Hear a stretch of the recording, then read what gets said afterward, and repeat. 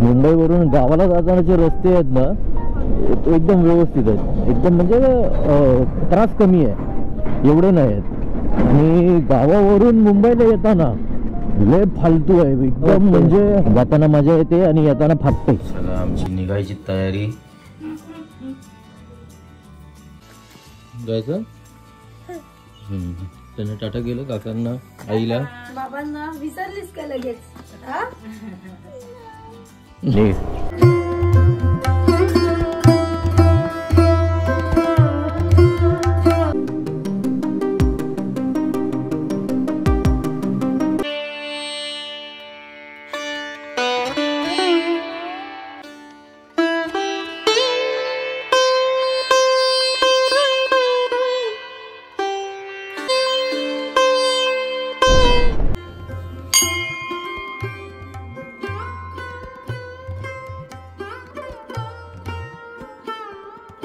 Good morning मित्रांनो, मी किरण past आणि आपलं स्वागत करतोय खेडमधून. आणि आज खेडमधला आपला शेवटचा दिवस आहे. आज आम्ही जायला निघतोय. तर थोडंफार नाश्ता करून जस्ट फ्रेश झालो आणि सगळी कपड्यांची आवरावर करून निघायला चालू करू. कालची व्हिडिओ तुम्ही जर बघितली नसेल तर याच्या आधीची व्हिडिओ बघा. कालची व्हिडिओ खूप भारी झाली, खूप काय काय दाखवलं त्याच्यामध्ये, मजा येईल तुम्हाला बघून. लपडं झालं.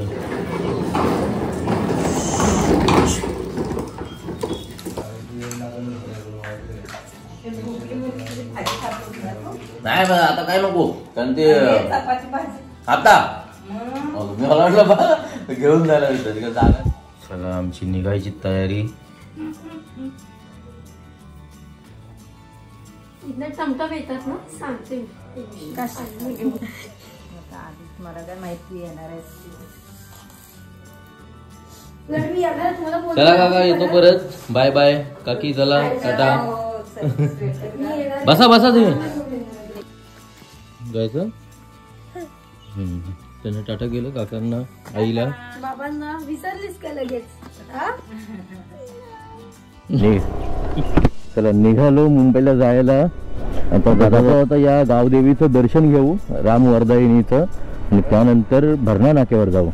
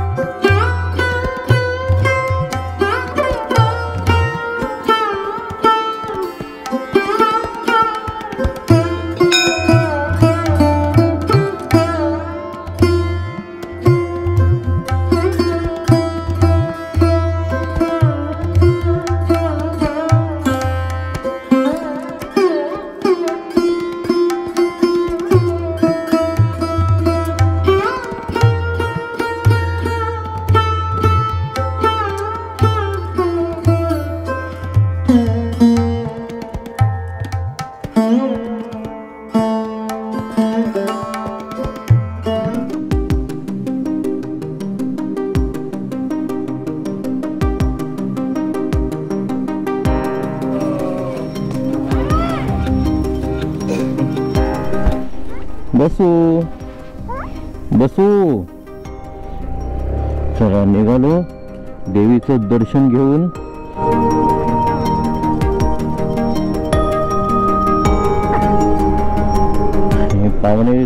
दुपारी 1:45 आपला प्रवास चालू झालाय. आता बघूया संध्याकाळी कितीला पोहोचतोय. 7-8 तर फिक्सच आहे, गाडी हळूहळू चालवत गेलं तर.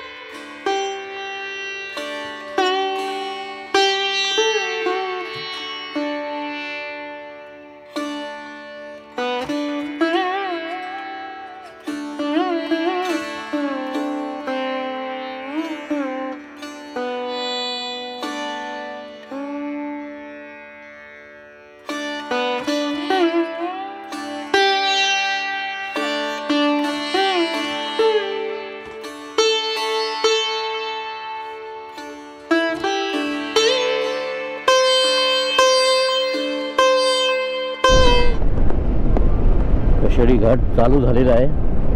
बघूया आपल्याला भूत भेटतायत की नाही.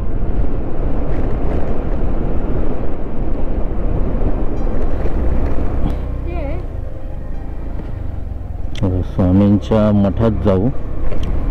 कशेडी घाटात जो जाताना मुंबईकडे जाताना जो लेफ्ट लागतो तिकडे गेल्यावर एक स्वामींचं मठ आहे. मागच्या वेळी आम्ही आलेलो त्या मित्रांबरोबर होतो. आज प्रणालीला घेऊन चाललोय बरोबर.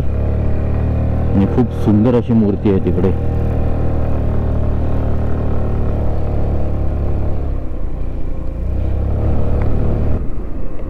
हो कसलं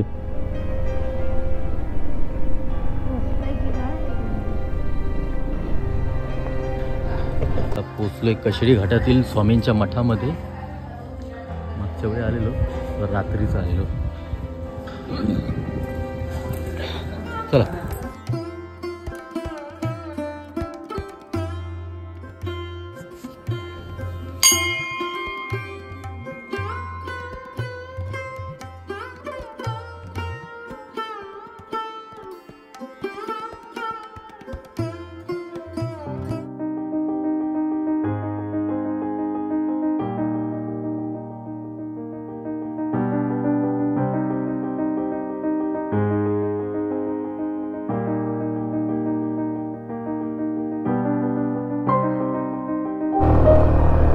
एक पण भूत दिसला नाही आम्हाला.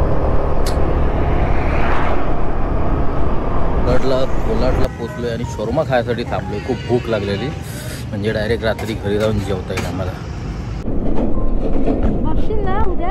मुंबईवरून गावाला जातानाचे रस्ते आहेत ना तो एकदम व्यवस्थित आहेत. एकदम म्हणजे त्रास कमी आहे, एवढे नाही आहेत. आणि गावावरून मुंबईला येताना लय फालतू आहे एकदम. म्हणजे जाताना मजा येते आणि येताना फाटते.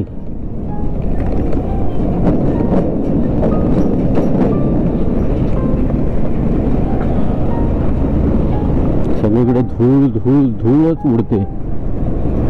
आणि हेल्मेट उघडा पण ठेवू शकत नाही तुम्ही.